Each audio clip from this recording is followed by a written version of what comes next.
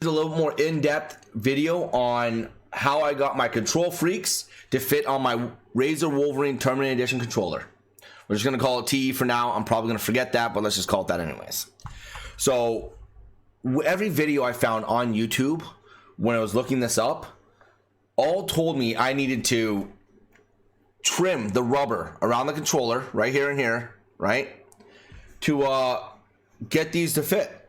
And I was like, I'm not trimming a $170 controller. That's just not going to happen. I'll mess around with these guys first. I'd rather waste $15 on control freaks than go ahead and trim a $170 controller. So I'm going to show you what I did here. I took my my handy dandy Dremel, but before I show you what I did there, it's not a Dremel, it's just Mastercraft's version of a Dremel, but still I'll show you what I did there. Okay, so when you look real close at this guy right here, you're going to look in this spot right here. Right? Look at these ridges. See these ridges on these little things? See how thick they are? See that right there? You can see how thick it is? Right? That's the reason why this thing won't fit on top of your controller. That's why. So what I did is I took this bad boy right here. Oh, don't drop that now. Sorry. I took this bad boy right here, and I just went ahead and inside there. Just like that.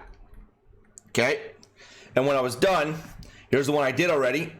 As you can see now, if you look real close, once it focuses, focus a little bit, focus a little bit, focus a little bit. Come on, you can do it. You can focus.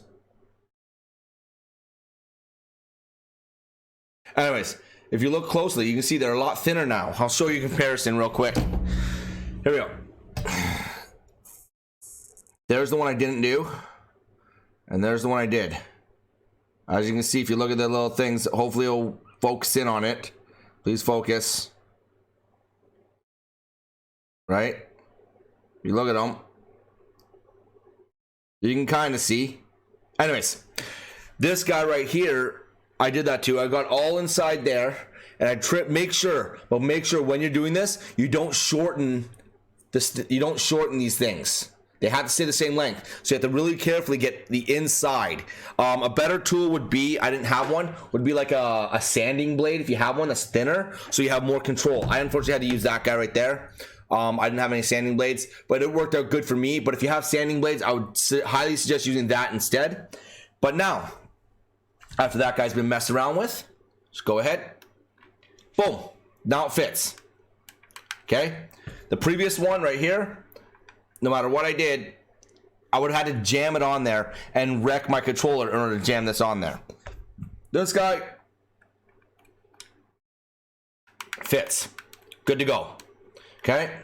That's all you needed right there. All you need is a Dremel.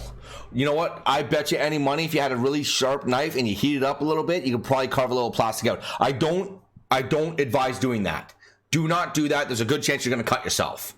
But yeah, a Dremel like that, even a little bit of sandpaper maybe. Just take a little sandpaper on the inside and just do that. Just sand them down until you get to the good point. Now remember, one thing though is the bottom surface here needs to stay flat. If it doesn't stay flat, it's not going to sit on your controller properly, right? So it'll like sit cockeyed like this instead of sitting flat, okay? So you have to make sure that the bottom that you do as well, this right here, stays flat. If it doesn't stay flat, you're not going to get a good result.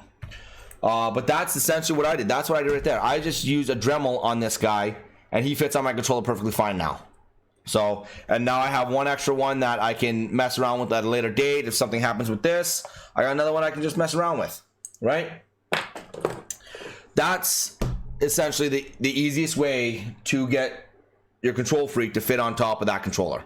You don't have to wreck your controller. I don't advise wrecking your controller in any way, because let's be honest, you pay a lot of money for these controllers. You don't want to tear them up unless you're not planning on getting rid of them or anything like that. But if, like, I don't plan on getting rid of mine, but I don't also plan on carving it up with a knife. That's just my personal opinion, in case you guys were looking. Anyways, that's how you fit it on here. I will be doing more in-depth videos on how to do other little cool features. Like I said, if you're looking for a pro controller, I haven't tried many of the other ones, but I'm going to tell you right now, this one fits everything I'm looking for. Everything I'm looking for. It's got the mechanical buttons, which are really cool. It's got hair triggers in the back, right, that you can turn on and off. It's got 2 extra bumpers.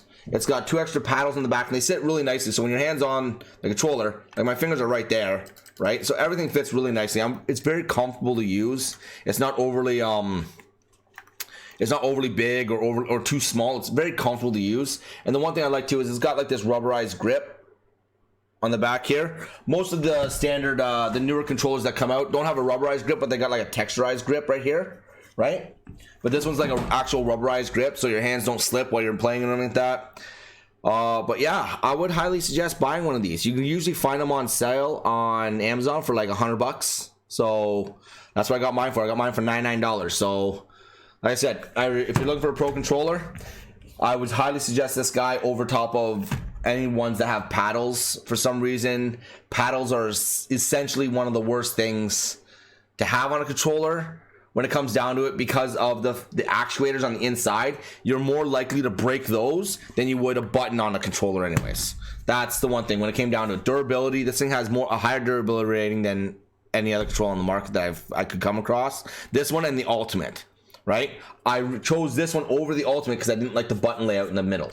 Essentially, that's why I picked the Ultimate. And the price, where I can get this one for $160 less than the Ultimate when it's on sale for $99. That was the other the price, and I didn't like the button layout personally.